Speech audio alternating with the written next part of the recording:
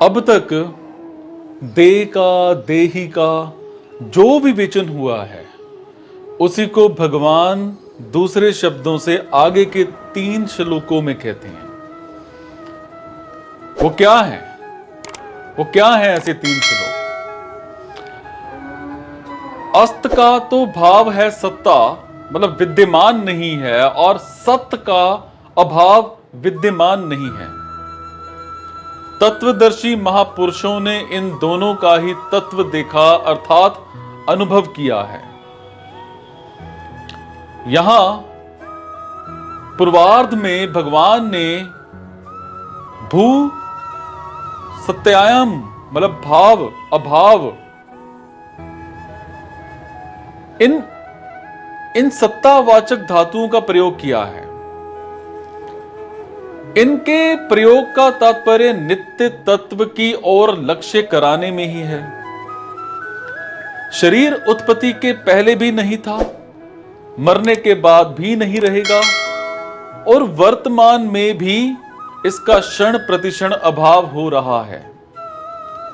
तात्पर्य है कि यह शरीर भूत, भविष्य और वर्तमान इन तीनों कालों में कभी भाव रूप से नहीं रहता, अतः यह असत्य है।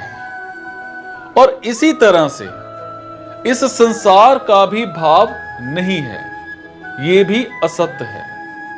यह शरीर तो संसार का एक छोटा सा नमूना है, इसीलिए शरीर के परिवर्तन से संसार मात्र के परिवर्तन का अनुभव होता है कि इस संसार का पहले भी अभाव था और पीछे भी अभाव होगा और वर्तमान में भी अभाव रहा है और अभाव हो रहा है। संसार मात्र काल रूपी अग्नि में लकड़ी की तरह निरंतर जल रहा है। लकड़ी के जलने पर तो कोयला और राख बची रहती है, पर संसार को काल रूपी अग्नि ऐसी विलक्षण रीति से जलाती है कि कोयला अथवा राख कुछ भी बाकी नहीं रहता। वो संसार का अभाव ही अभाव कर देती है। इसीलिए कहा गया है कि असत्य की सत्ता नहीं है। जो सत्य वस्तु है उसका अभाव नहीं होता, अर्थात जब देह उत्पन्न नहीं हुआ था तब भी देह ही था। देह नष्ट होने पर भी देह ही रहेगा और वर्तमान में देह के परिवर्तनशील होने पर भी देह ही उसमें ज्यों का त्यों ही रहता है। इसी रीति से जब संसार उत्पन्न नहीं हुआ था उस समय भी परमात्म तत्व था। संसार को अभाव होने पर भी परमात्म तत्व रहेगा और वर्तमान में संसार के परिवर्तनशील होने पर भी परमात्म तत्व उसमें ज्यों का त्यों ही है। संसार को हम ना एक ही बार देख सकते हैं, दूसरी बार नहीं, कारण कि संसार प्रतिक्षण परिवर्तनशील है। एक क्षण पहले वस्तु जैसी थी दूसरे क्षण में वो वैसी नहीं रहती।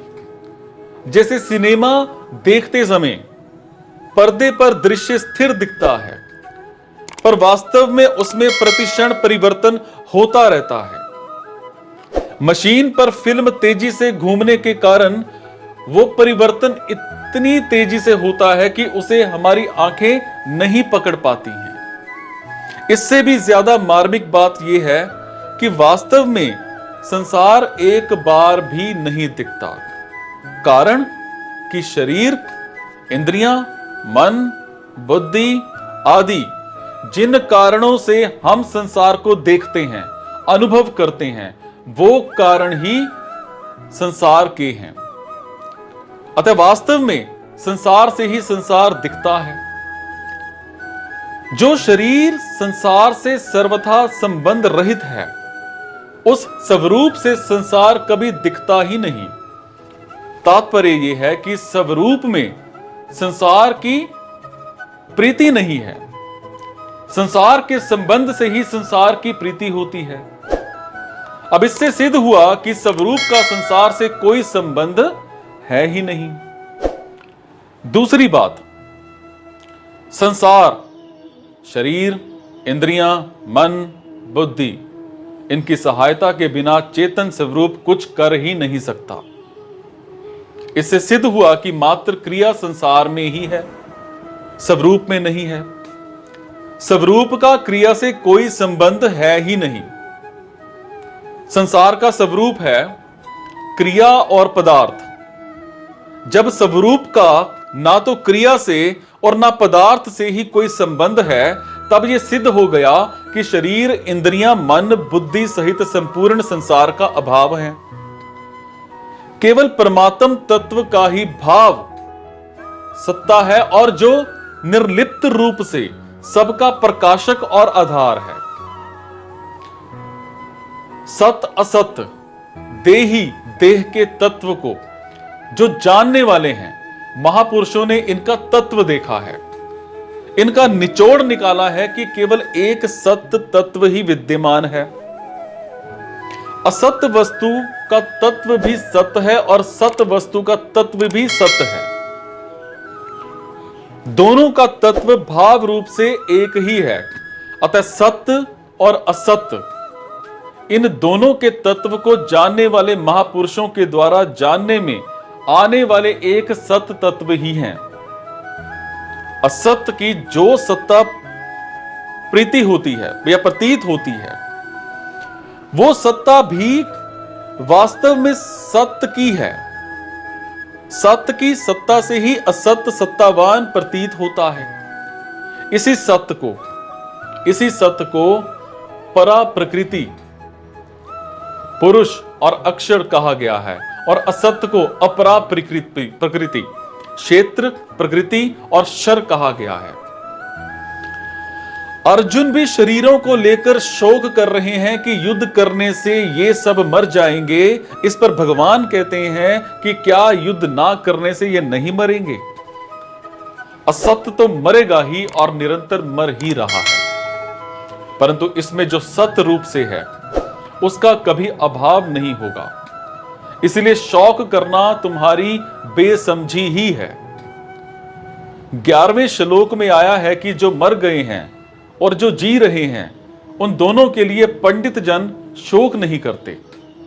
12वें 13वें श्लोक में देह की नित्यता का वर्णन है और उसमें धीर शब्द आया है। 14वें 15वें श्लोक में संसार की अनित्यता का वर्णन आया है, तो उसमें भी शीर शब्द आया है। ऐसे ही यहां 16वें श्लोक में सत असत का विवेचन आया है, तो इसमें तत्वदर्शी जो भाव है वो आया है। इन श्लोकों में पंडित, धीर और तत्वदर्शी पद देने का तात्पर्य है कि जो विवेकी होते हैं, समझदार होते हैं, उनको शोक नहीं होता। अगर शोक होता है तो वे विवेकी नहीं है, समझदार नहीं है। सत्ता मात्र जो है वो सत्य है, और सत्ता के सिवाय जो कुछ भी प्रकृति और प्रकृति का कार्य है या क्रिया और पदार्थ है वो असत्य अर्थात परिवर्तनशील है।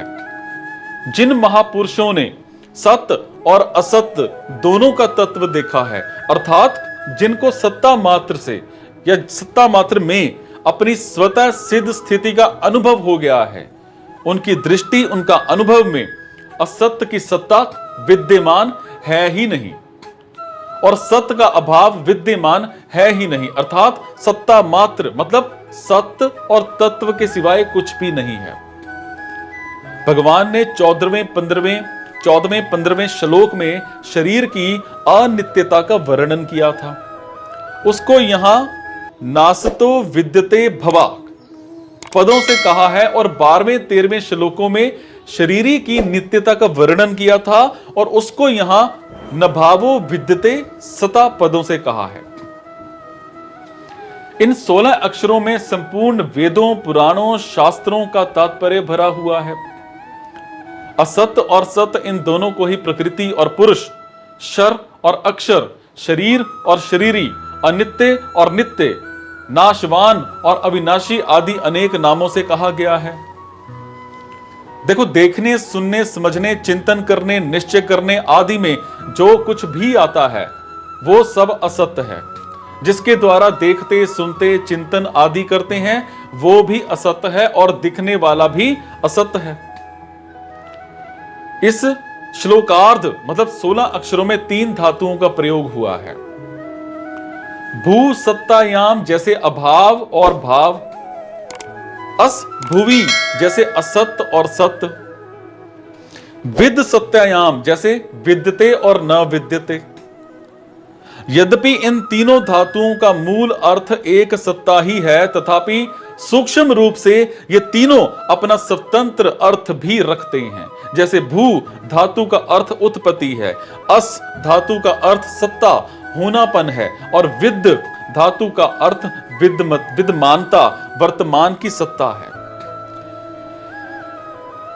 नासतो विद्यते भवा पदों का अर्थ है असत्य भवा न विद्यते, अर्थात असत्य की सत्ता विद्यमान नहीं है, प्रत्युक्त असत्य का अभाव ही विद्यमान है, क्योंकि इसका निरंतर अभाव मतलब परिवर्तन होता ही रहता है।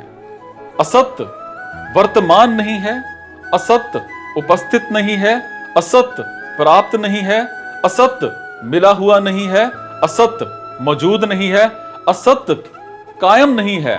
जो वस्तु उत्पन्न होती है उसका नाश अवश्य होता है, यह नियम है, और उत्पन्न होते ही तत्काल उस वस्तु का नाश शुरू हो जाता है।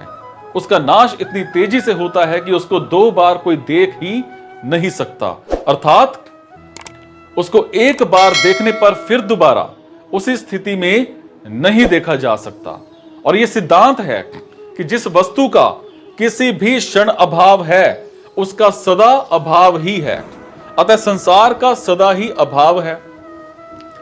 संसार को कितनी भी सत्ता दें, कितनी ही महत्वता दें, पर वास्तव में वो विद्यमान है ही नहीं। असत्य प्राप्त है ही नहीं, कभी प्राप्त हुआ ही नहीं, कभी प्राप्त होगा ही नहीं। असत्य का प्राप्त होना संभव ही नहीं है। न भावो विद्यते सता, इन पदों का अर्थ है सता अभाव न विद्यते, अर्थात सत्य का अभाव विद्यमान नहीं है, प्रत्युक्त सत्य का भाव ही विद्यमान है, क्योंकि इसका कभी अभाव या परिवर्तन होता ही नहीं। जिसका अभाव हो जाए उसको सत्य कहते ही नहीं। सत्य की सत्ता निरंतर विद्यमान है, सत्य निरंतर विद्यमान है, सत्य निरंतर उपस्थित है, सत्य निरंतर प्राप्त है, सत्य निरंतर मिला हुआ है, सत्य निरंतर मौजूद है, सत्य निरंतर कायम है। किसी भी देश, किसी भी काल, किसी भी वस्तु, व्यक्ति, क्रिया, घटना, परिस्थिति, अवस्था आदि में सत्य अभाव नहीं होता। कारण कि देश, काल, वस्तु आदि तो असत्य मतलब अभाव रूप अर्थात निरंतर परिवर्तनशील है, पर सत्य सदा ज्यों का त्यों रहता है। उसमें कभी किंचिन मात्र भी कोई परिवर्तन नहीं होता, कोई कमी नहीं आती। अतः सत्य का सदा ही भाव है। परमात्म तत्व को कितना ही अस्वीकार करें, उसकी कितनी ही अपेक्षा करें, उससे कितना ही विमुख हो जाएं, उसका कितना ही तिरस्कार करें, उसका कितनी ही युक्तियों से खंडन करें, पर वास्तव में उसका अभाव विद्यमान है ही नहीं। सत्य का अभाव होना संभव ही नहीं है। सत्य का अभाव कभी कोई कर सकता ही नहीं। गीता 2 अध्याय का 17वां श्लोक। अभयोरपि दृष्ट तत्वदर्शी महापुरुषों ने सत्य तत्व को उत्पन्न नहीं किया है, प्रत्युक्त देखा है, अर्थात अनुभव किया है। तात्पर्य है कि असत्य का अभाव और सत्य का भाव दोनों के तत्व निष्कर्ष को जानने वाले जीवन मुक्त तत्वज्ञ महापुरुष एक सत्य तत्व को ही देखते हैं, अर्थात स्वतः स्वाभाविक एक है का ही अनुभव करते हैं। असत्य का तत्व भी सत्य है और सत्य का तत्व भी सत्य है। ऐसा जान लेने पर उन महापुरुषों की दृष्टि में एक सत्य तत्व है, इसके सिवाय और किसी की स्वतंत्र सत्ता रहती ही नहीं। असत्य की सत्ता विद्यमान न रहने से उसका अभाव और सत्य का अभाव विद्यमान न रहने से उसका भाव सिद्ध हुआ। निष्कर्ष यह निकला कि असत्य है ही नहीं, प्रत्युक्त सत्य ही सत्य है। उस सत्य तत्व में देह और देही का विभाग नहीं है। जब तक असत्य की सत्ता है तब तक विवेक है। असत्य की सत्ता मिटने पर विवेक ही तत्व ज्ञान में परिणत हो जाता है। अंत में तत्व ज्ञान है और दृष्ट में अनुभव है, अर्थात विवेक तत्व ज्ञान में परिणत हो गया और सत्ता मात्र ही शेष रह गई। इस सत्ता के सिवाय कुछ नहीं है। यह ज्ञान मार्ग की सर्वोपरि बात है। असत्य की सत्ता नहीं है, यह भी सत्य है, और सत्य का अभाव नहीं है, यह भी सत्य है। सत्य को स्वीकार करना साधक का काम है। साधक को अनुभव हो अथवा ना हो, उसको तो सत्य को स्वीकार करना है को स्वीकार करना है और नहीं को अस्वीकार करना है। यही वेदांत है, वेदों का खास निष्कर्ष है। संसार में भाव और अभाव दोनों दिखते हुए भी अभाव मुख्य रहता है और परमात्मा में भाव और अभाव दोनों दिखते हुए भी भाव मुख्य रहता है। संसार में अभाव के अंतर्गत भाव अभाव हैं और परमात्मा में भाव के अंतर्गत भाव अभाव हैं। दूसरे शब्दों में संसार में नित्य वियोग के अंतर्गत संयोग वियोग हैं और परमात्मा में नित्य योग के अंतर्गत योग वियोग मतलब मिलन विरह हैं। अतः संसार में अभाव ही रहा और परमात्मा में भाव ही रहा।